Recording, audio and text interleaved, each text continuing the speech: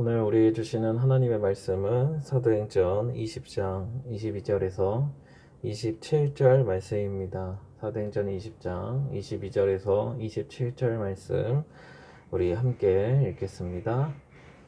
보라, 이제 나는 성령에 매여 예루살렘으로 가는데 거기서 무슨 일을 당할는지 알지 못하노라.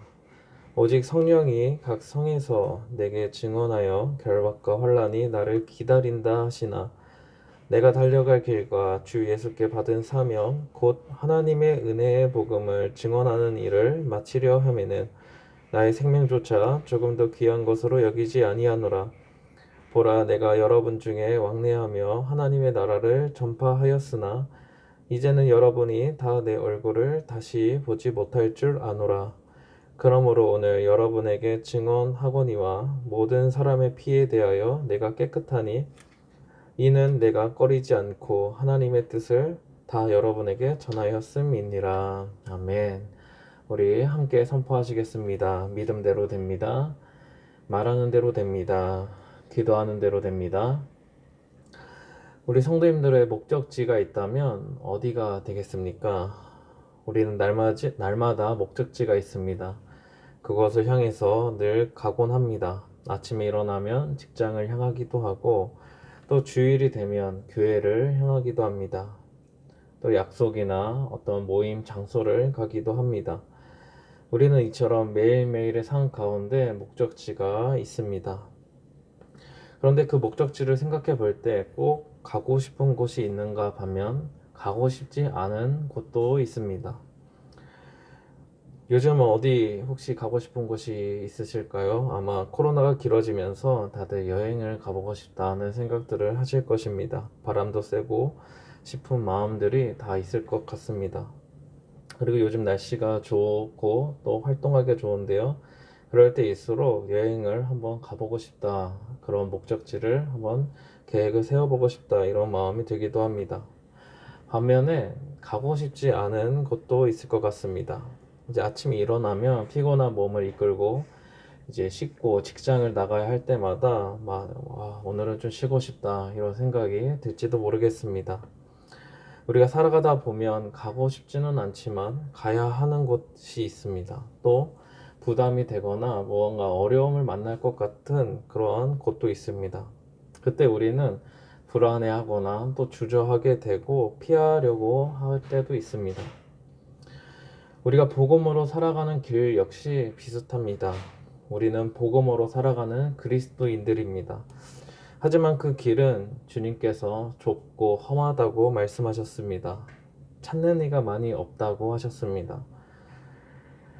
그런 이유는 무엇이겠습니까? 우리가 복음으로 살아가다 보면 이 세상의 가치관과는 맞지 않고 여러 상황들과 부딪혀야 하기 때문입니다. 불이익이 찾아올 수도 있고 관계가 깨어지거나 멀어질 수도 있습니다. 그때 그러한 상황들을 우리가 마주할 때마다 우리가 과연 주님께서 우리에게 원하시는 그 목적지, 그 목표를 향해서 그 복음의 길을 잘 걸어갈 수 있을까요? 우리는 지금 사도행전을 계속 살펴보면서 특히 바울이 어떠한 복음의 길을 걷고 있는지를 살펴보고 있습니다. 복음을 전하면서 수많은 핍박을 마주하기도 했고, 그 핍박을 피해서 다른 곳으로 가서 복음을 전하기도 합니다. 이제 바울은 에베소 교회에서의 사역을 마치고 예루살렘으로 돌아가려고 합니다. 이제 밀레도라는 곳에서 에베소 교회 장로들과 눈물의 작별 인사를 하는 내용이 바로 오늘 본문 말씀입니다. 바울은 그때 조금 충격적인 이야기를 나눕니다. 22절, 23절을 함께 읽겠습니다. 보라, 이제 나는 성령에 매여 예루살렘으로 가는데 거기서 무슨 일을 당하는지 알지 못하노라. 오직 성령이 각 성에서 내게 증언하여 결박과 환난이 나를 기다린다 하시나. 지금 바울 자신은 나는 성령님에 매여서 예루살렘으로 간다고 이야기합니다. 그런데 그곳에는 무엇이 기다리고 있습니까? 결박과 환난이 기다린다고 이야기합니다. 그러니까 성령님의 뜻을 따라서 가는데 그 예루살렘에서 어려움을 만나게 될 것을 바울이 알고 있습니다. 우리의 생각으로는 조금 이해가 되지 않습니다. 성령님께서 함께 하시고 인도해 주시면 우리를 지켜주실 뿐만 아니라 우리를 좋은 길로 인도해 주신다는 그런 믿음을 갖고 있기 때문입니다. 그런데 지금 바울은 환란이 기다리고 있다 이야기합니다. 우리 성도님들께서는 어떻게 하시겠습니까? 예루살렘으로 가시겠습니까? 아니면 에베소 장로들과 다시 에베소로 돌아가시겠습니까? 아마도 많은 고민이 될 것입니다. 예루살렘으로 가는 것만이 꼭 복음의 길은 아니다 라면서 에베소로 돌아가서 에베소 교회를 더욱 든든히 세우거나 아니면 이제 복음이 전해지지 않은 다른 지역을 갈 수도 있었을 것입니다. 복음을 전하는 것이라면 얼마든지 다른 길을 생각해 볼 수도 있었습니다. 왜 성령님께서는 환란이 기다리고 있는 이 예루살렘으로 바울을 인도하고 계실까요? 왜 성령님께서는 환란이 있으면 피하라고 하시지 않고 어떻게 피할 방법이나 어떤 지혜를 깨닫게 하시지 않고 그저 환란이 있을 것이다 라고만 이야기하실까요? 2차 전도 여행 때에는 바울이 이제 소아시아 지역에 있는 비두니아로 가려고 했을 때 성령님께서는 갑자기 이 마게도냐, 아가야 지방으로 이제 향하게 하셨습니다. 여기서 우리가 알 수 있는 것이 있다면 성령님의 인도하심이란 우리의 생각과 우리의 일반적인 기준과는 너무나 다르다는 것입니다. 우리의 생각은 어떠합니까? 준비하고 계획된 대로 진행되는 것, 그대로 하나님께서 우리의 기도를 들으시고 우리의 뜻대로 이루어주시기를 바랄 때가 있습니다. 그래서 우리 앞날에는 환란이 없고 어려운 일이 없고 그저 기쁘고 즐거운 일만 일어나기를 바라는 것입니다. 하지만 이런 생각은 우리의 생각일 뿐이지 성령님의 인도하심과는 다르다는 것을 우리는 바울을 통해 알게 되는 것입니다. 그럴 때 우리는 어떻게 생각합니까? 성령님의 인도하심에 대해서 불만을 갖게 될 때도 있고 이해를 하지 못할 때도 있습니다. 오히려 이해를 하지 않으려고 하고 그저 내 뜻대로 내 생각대로만 이루어져야만 그것이 정말 잘 되는 것이라 라고만 생각할 때가 많습니다. 하지만 성령님께서는 우리가 좋아하는 대로 우리의 뜻대로 그 길을 가는 것을 원하지 않으십니다. 왜냐하면 우리의 뜻은 얼마든지 잘못될 수 있고 잘못 판단할 수 있기 때문입니다. 만약에 우리의 뜻대로 모든 것이 이루어진다면 아마 우리도 모른 채 제약의 길을 그 멸망의 길을 향해서 걸어가고 있었을지도 모릅니다. 심지어 그 일이 주님을 위하는 일, 복음을 전하는 일이라 할지라도 우리는 엉뚱한 방향으로 가고 있었을지도 모릅니다. 그러하기에 우리가 가져야 되는 믿음은 우리의 생각대로 우리의 뜻대로 이루어지는 것이 좋다는 것을 버리고 성령님의 인도하심은 늘 선하다라는 이러한 믿음이 우리 안에 심겨져야 합니다. 바울도 아마도 이와 같은 믿음을 갖고 있었지 않았을까 생각을 해봅니다. 자신의 희로애락, 또 자신의 처지와 상황, 자신의 생각이 어떠한지 보다는 성령님의 뜻은 늘 온전하고 틀림이 없고 늘 바르기 때문에 그 뜻을 따랐던 것입니다. 그러하게 바울은 성령님께서 예루살렘으로 인도하신다는 그 확신을 가지고 그곳을 목적지로 삼았습니다. 그 목적지, 그 예루살렘에 도착하는 순간 무슨 일이 일어날지 알지 못하지만 그와는 상관없이 성령님의 뜻을 따랐을 뿐입니다. 그리고 이제 바울은 그 바울 자신이 가지고 있던 사명이 무엇인지를 말해줍니다. 24절을 함께 읽겠습니다. 내가 달려갈 길과 주 예수께 받은 사명 곧 하나님의 은혜의 복음을 증언하는 일을 마치려 하면은 나의 생명조차 조금도 귀한 것으로 여기지 아니하노라. 바울이 가지고 있던 그 사명감, 그거는 자신의 생명보다 귀한 것이었습니다. 그 사명의 시작은 주 예수님께 받았다라고 이야기합니다. 예수님께서 바울에게 맡겨주신 그 사명이기 때문에 그 어떤 것보다도 귀하다라고 믿었던 것입니다. 바울은 자신이 얼마나 주님을 핍박했던 죄인이었는지 그 사실을 절대로 잊지 못할 것입니다. 주님을 다메섹 도상에서 만나서 변화되었던 그 날을 절대 잊지 못하고 마음 깊이 새겼을 것입니다. 그래서 새로운 생명을 나에게 주신 그 주님의 말씀이라면 무엇이든지 나의 생명을 다해서 그 사명을, 그 사역을 감당해야겠다는 마음이 바울의 사명감이었고, 그 마음이 바울의 사역을 감당할 수 있는 힘을 주었던 것입니다. 그 사명의 내용이 무엇입니까? 하나님의 은혜의 복음을 증언하는 것입니다. 복음을 전해서 예수 그리스도를 통해서 많은 자들이 하나님의 은혜를 경험하게 되고 새로운 삶을 살아갈 수 있다는 아주 놀라운 소식입니다. 죄로 인해서 죽을 수밖에 없는 자들, 이미 죽은 자들이, 하나님을 모르고 멸망을 당할 수밖에 없는 그 운명에 갇혀 살던 자들이 이제 하나님의 전적인 은혜로 말미암아 그 죄에서 구원해 주시는 놀라운 은혜를 지금 전하는 것입니다. 이토록 바울이 은혜의 복음을 전할 수 있는 일에 몰두할 수 있었던 이유는 바울 역시 죄인이었던 사실을 기억하고 있었기 때문입니다. 죄인은 어떠한 사람들입니까? 아무런 가치가 없습니다. 죄인에게는 어떠한 일도 맡길 수 없습니다. 죄인은 늘 실패만 하기 때문입니다. 우리가 만약 어떤 사업장의 사장님이라면 흠이 많은 어떠한 죄인을 채용할 수 있겠습니까? 그 죄인에게 일을 맡길 수 있겠습니까? 아마 쉽지 않을 것입니다. 함부로 사업장의 일을 맡기지 않을 것입니다. 아주 작은 일이라 할지라도 맡기게 된다면 의심의 눈초리로 그 죄인이 그 일을 잘하고 있는지 늘 살피고 또 살필 뿐입니다. 작은 실수가 일어난다면 그것을 넘어가지 못하고 지적하고 그 사람을 결국 해고하고 말 것입니다. 하지만 반대로 입장을 바꿔놓고 생각해 보시기 바랍니다. 우리가 만약 그 흠이 많은 죄인이었다면 우리를 채용해준, 내게 월급을 주는 그 사장님의 은혜를 잊지 못할 것입니다. 그 사장님이 아무리 작고 사소한 일이라 할지라도 맡겨준다면 최선을 다해서 감당할 것입니다. 바울도 아마 이와 같은 마음이었을 것입니다.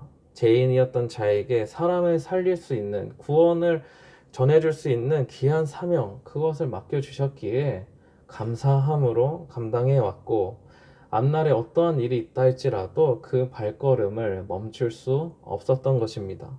심지어 자신의 생명을 다 들여서라도 맡겨주신 사명을 감당하고 싶었던 것입니다. 이제 바울은 그 장로들에게 이제 얼굴을 다시 보지 못할 것이라고 이야기합니다. 25절을 함께 읽겠습니다. 보라, 내가 여러분 중에 왕래하며 하나님의 나라를 전파하였으나 이제는 여러분이 다 내 얼굴을 다시 보지 못할 줄 아노라. 마지막 인사를 하고 있습니다. 바울은 다시 만나지 못할 것으로 생각했습니다. 예루살렘에서 만나게 될 결박과 환난이 결코 작은 것이 아님을 느꼈던 것입니다. 지금까지 바울은 에베소를 2번 방문했습니다. 2차 전도 여행 때에는 잠깐 들렸다가 3차 전도 여행 때에는 3년이나 머물면서 에베소 교회 성도들을 가르쳤습니다. 그럼 바울의 전도 여행을 통틀어도 가장 오랜 기간 머물면서 교회를 세워나갔던 곳입니다. 지금까지는 이곳저곳 이렇게 전도 여행을 하면서 또 에베소에 들리게 되었고 하나님의 나라를 전파해 왔지만 앞으로는 다시 만나지 못할 것을 예감했던 것입니다. 그런데 이러한 바울의 모습에서 조금의 미련이나 후회가 보이지 않습니다. 이유가 나타나고 있는데요. 26절, 27절을 함께 읽겠습니다. 그러므로 오늘 여러분에게 증언하거니와 모든 사람의 피에 대하여 내가 깨끗하니 이는 내가 꺼리지 않고 하나님의 뜻을 다 여러분에게 전하였음이라. 바울은 하나님의 뜻을 온전히 전했기에 큰 아쉬움이 남지 않는다는 것입니다. 물론 사람으로서 그 관계를 생각해 보면 아쉬움이 남겠지만 사역자로서 최선을 다했기에 아쉬움이 크지 않다는 것입니다. 복음을 전하다 보면 사실 사람들이 듣기 싫거나 무언가 거부감을 줄 것 같은 말들을 하지 않게 되는 경향들이 있습니다. 그 사람들이 듣다가 마음의 문을 닫을까 하는 그런 염려가 있기 때문입니다. 하지만 신앙이 어느 정도 성숙한 자들에게는 복음의 모든 뜻을, 하나님의 뜻 전부를 전해야 해야 합니다. 왜냐하면 우리에게 때로는 거부감이 들고 듣기 싫은 말씀이라 할지라도 그것이 하나님의 뜻이라면 그 복음을 온전히 들어야만 하나님의 뜻대로 살아갈 수 있기 때문입니다. 반쪽짜리 복음이 아니라 온전한 복음을 들어야 그리스도인으로서 온전히 장성한 분량에 이르게 되기 때문입니다. 그러하기에 바울은 복음에 대해서는 온전히 하나님의 뜻을 전부 가르쳤음을 말하고 있는 것입니다. 결국 하나님께서 나에게 맡겨주신 그 사명을 최선을 다해 감당해 왔다는 것을 바울이 지금 말하고 있습니다. 그렇게 다 전할 수 있었던 이유는 무엇이겠습니까? 말씀에 대한 확신이 있었기 때문입니다. 하나님의 뜻 전부는 우리 사람이 듣기 좋은 말씀이든지 듣기 싫은 말씀이든지 그것과는 상관없이 하나님의 말씀이라면 그리스도인들에게 유익이 된다는 확신이 있었던 것입니다. 복음은 그리스도인들에게 생명이라는 확신이 있었던 것입니다. 그러니 모든 사람의 피에 대해서 깨끗하다 이렇게 말할 수 있는 것입니다. 복음을 온전히 전했기에 이제 그리스도인들, 그 성도들의 생명은 이제 하나님의 손에 달려 있다는 것을 바울은 말하고 있는 것입니다. 사랑하는 성도 여러분, 오늘날에는 사명자를 찾아보기가 쉽지 않다고 이야기합니다. 사명을 가지고 살아가는 사람들보다는 자신의 생각과 뜻대로 살아가는 사람들이 많이 있는 것 같습니다. 사명자가 누구입니까? 우리가 생각할 때는 바울처럼 어떤 특별한 능력을 가지고 어떤 특별한 체험을 가진 사람들이 주님께서 특별히 맡겨주신 일들을 하는 것으로 생각할 때가 많습니다. 그래서 우리 스스로를 생각해 보면 나는 바울처럼 그러한 사명을 받지 않았어. 그런 사명의 길을 걸을 만한 사람이 아니야. 이렇게 생각을 할 때가 있는 것 같습니다. 하지만 우리 모두는 하나님께서 사명자로 부르셨습니다. 우리 모두는 사명자입니다. 사명자는 사명을 주신 분의 뜻을 따라가는 사람들입니다. 그리고 자신의 뜻과 생각은 내려놓는 것입니다.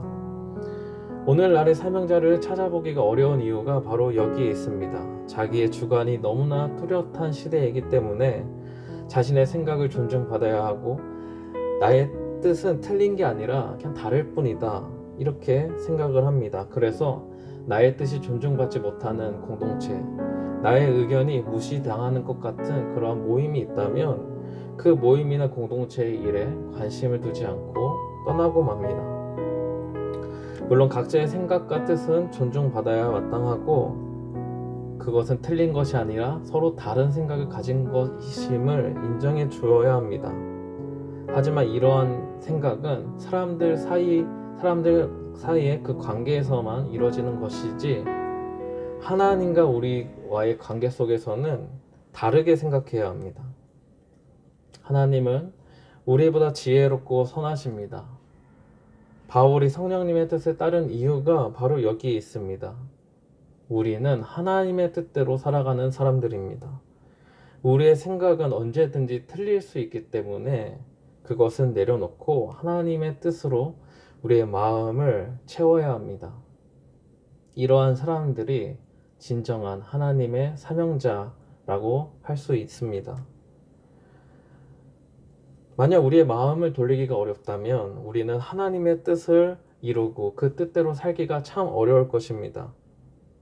자신의 생명조차도 귀하게 여기지 않았던 바울처럼 우리는 그 길을 따라가지 못할 것입니다. 나의 생각과 뜻조차도 내려놓지 못하는데 어떻게 생명을 다해서 주님을 섬길 수 있겠습니까? 하지만 우리는 예수님처럼 바울처럼 사명자의 길을 걸어가야 합니다. 죄인인 우리를 사랑하시고 새 생명을 주셨기 때문입니다. 멸망의 자리에서 소망을 갖게 하셨기 때문입니다. 우리를 살리신 목적이 무엇입니까? 우리를 통해서 행복한 하나님의 나라를 이루시려고 하는 데 있습니다. 그러하기에 우리는 당연히 받은 은혜가 이미 있기에 그 은혜를 가지고 주님께서 원하시는 뜻을 위해 달려갈 뿐입니다. 사명자의 길을 걸어가야 하는 것입니다. 그런데 그 길이 예수님처럼 또 바울처럼 그렇게 큰 사명의 길이 아닐 수 있습니다. 우리 눈에는 아주 작고 사소한 것처럼 여기는 사역일 수도 있습니다. 하지만 하나님께서는 우리 성도님들 한 사람 한 사람을 통해서 하실 일이 반드시 있으십니다.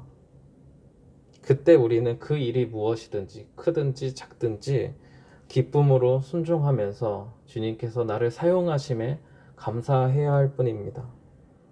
그리고 무엇보다 우리의 생각대로가 아닌 하나님의 뜻대로 나아가야 한다는 그런 믿음의 자세를 우리는 굳건히 붙잡아야 합니다. 그때 하나님의 놀라운 역사가 나타날 것입니다. 그렇게 우리를 늘 훈련시키시고 연단시키실 것입니다. 우리의 생각을 굽히는 훈련, 우리의 생명을 내려놓는 그 연단을 시키실 것입니다. 앞으로 우리가 마주해야 되는 사회는 만만치 않습니다. 그러하기에 그 훈련과 연단의 과정을 통해서 바울처럼 든든한 사명자가 되어야 합니다. 앞날에 환란이 있다 할지라도 그 환란을 바라보기보다 하나님의 뜻을 이루시는 그 놀라운 은혜를 베푸시는 하나님을 바라보아야 하는 것입니다. 그때 우리 주님께서 우리의 모습을 보시고 아주 기뻐하실 것입니다. 내가 원하는 것 한 가지 주님의 기쁨이 되는 것이라는 찬양의 가사처럼 우리는 이미 받은 은혜가 너무 많기 때문에 이제 우리가 앞으로 살아가는 인생은 주님의 것임을 깨닫고 그 은혜로 맡겨주신 그 사명의 길을 달려갈 뿐입니다.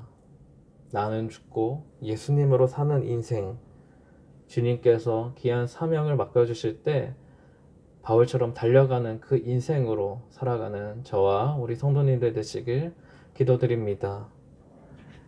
기도하겠습니다. 하나님 아버지, 죄인인 우리를 살리시고 소망을 갖게 하시고 이제는 주님을 위하여 살아갈 수 있도록 주님께서 우리에게 귀한 사역의 길을 감당할 수 있도록 또 불러주시니 감사드립니다. 우리가 하루하루 살아가는 모든 날 동안 주님의 뜻이 무엇인지 생각하게 하시고 나의 뜻과 나의 생각은 내려놓고 주님의 뜻을 감당하고 이루어 가는데 우리가 달려갈 수 있도록 힘과 지혜를 주옵소서. 이 사회는 만만치 않고 우리의 마음도 만만치 않습니다. 각자의 생각을 존중받아야 된다고 생각하는 이 사회 속에서 우리는 우리의 생각을 내려놓고 하나님의 뜻을 받들어 살아가는 그리스도인의 삶을 살아갈 수 있도록 인도하여 주옵소서. 그리하여 그 믿음으로 앞으로의 만날 환난과 결박이 있다 할지라도 믿음으로 이겨나가고 믿음으로 끝까지 달려나가는 우리의 모습, 우리의 발걸음이 되게 하옵소서. 살아계신 예수님의 이름으로 기도드립니다. 아멘.